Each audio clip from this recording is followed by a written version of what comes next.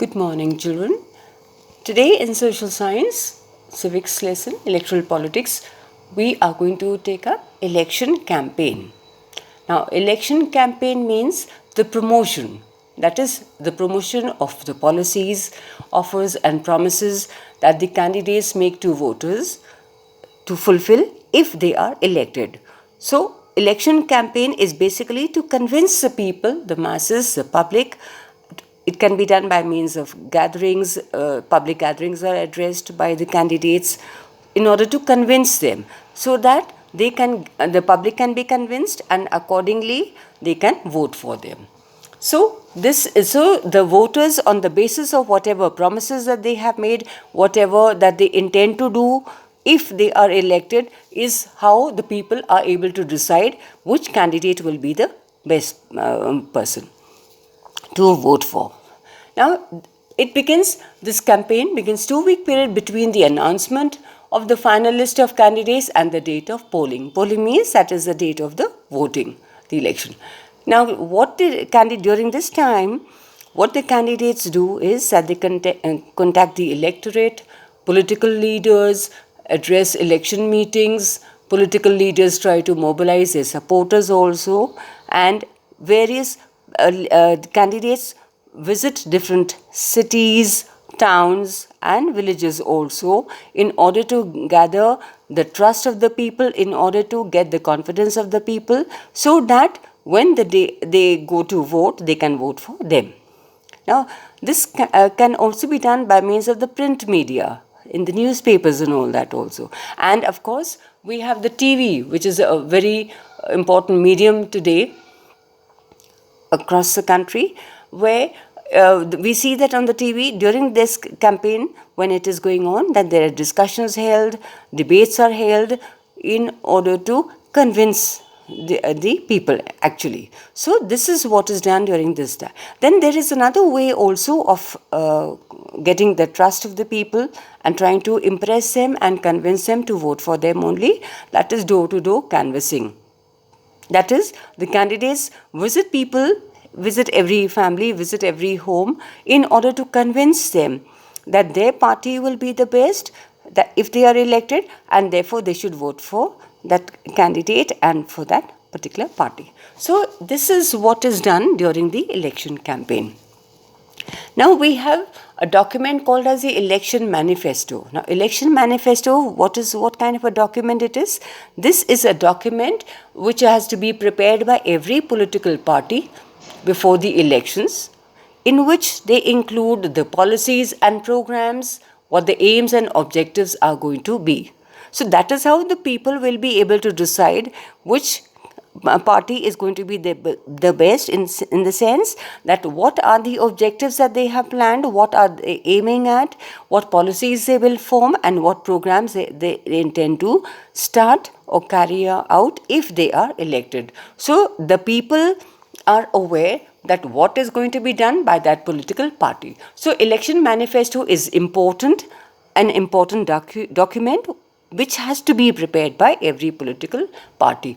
So what they generally try to do is that they try to focus on some issues to gain public attention. It could be poverty, it could be unemployment, or whatever that they have planned for themselves, in order to convince the public so that they get the maximum number of votes and they are able to win the election.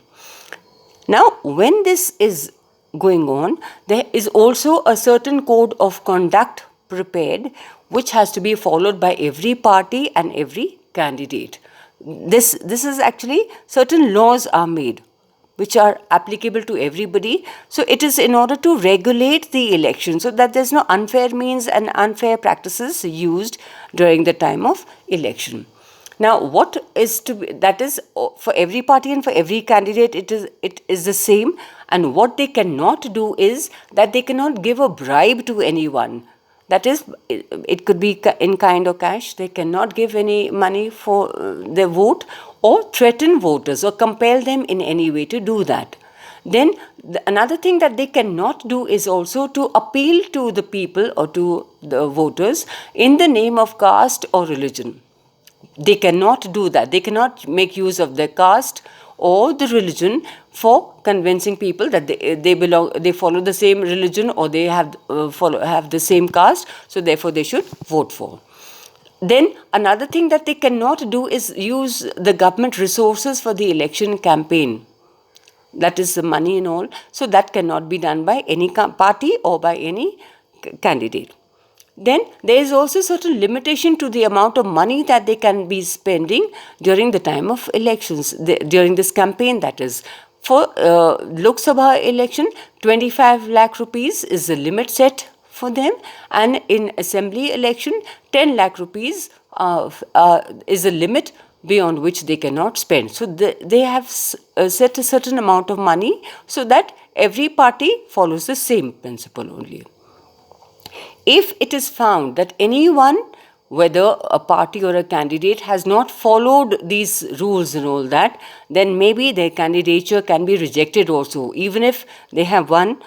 If there is any unfair means used by them, that also can be possible. Now, if we take it diagrammatically, if we see that why this is done, there's certain code of conduct and laws.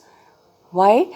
In order to regulate election campaign, and every party and every candidate has to follow the same. Now, if this is that nobody can bribe or threaten voters, then another thing that they cannot do is appeal in the name of caste or religion. Thirdly, use of government resources for election campaign is not allowed by anybody. And fourthly, of course, that the limit of money, the amount of expenditure that they are allowed, like for Lok Sabha, in a constituency for a Lok Sabha election, 25 lakh rupees is the limit, and for the constituency in assembly election, 10 lakh rupees is the limit that is given to them. So this is what is to be followed by all of them.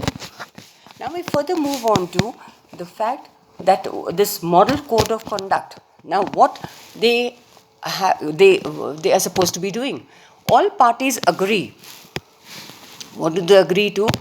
That certain things that they have to follow, and they will follow also. No party or candidate can use any place of worship for election campaign.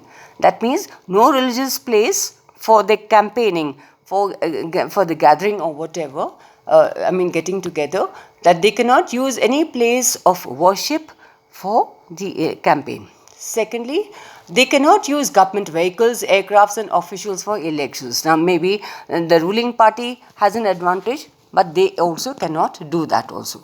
Then thirdly, after elections are announced, ministers shall not make any major changes in the policy. That is, that one, they shall not lay foundation stones of any project. Two, they cannot make any big policy decision. And thirdly, they cannot promise or provide public facilities as such. That means no major changes can be there during this period. Now, the day of the polling, when it comes, now naturally the dates are scheduled, arrangements are made in every locality for the people nearby within that area to go to that polling booth in order to vote. So on the day voters cast their vote or poll is called the election day, of course. Then what is the process? Every person whose name is included in the voters list or in the electoral roll, as we officially call it as, can go to the polling booth, that is the place where the voting is done, where the arrangements are made, and give his or her vote. Now, there are certain police arrangements are there also. Then election officials are deputed over there. They identify the voters, and then they allow the voter to go in and to vote also. And once the voting is done, a mark on the finger is put on the candidate so that it cannot be repeated. That means the person cannot come back and vote, because earlier there used to be unfair means also sometimes used, so that cannot be done. So that is how it is carried out. Then the agents of each candidate are allowed to be present. That is, from different parties, a person can be there, present over there, to ensure that free and fair elections are there. That means everything is carried out smoothly. Earlier, ballot paper used to be used. That is ballot paper. That means the paper was given with the name and the symbol of that person, and on that the stamp would be there for whomever you wish to vote for. But now, of course, we have the electronic voting machines are used, where the voters press a button against the name of the candidate that they wish to vote for. And after the election is over, there's time from 8 to 5 generally, all these electronic voting machines are then sealed and taken to a place under heavy security so that it can be kept there safely. And then on a fixed day and date, the counting of the vote takes place, and then it is announced that whichever candidate who secures the highest number of votes is declared as elected. So this is a process that is followed for the purpose of election.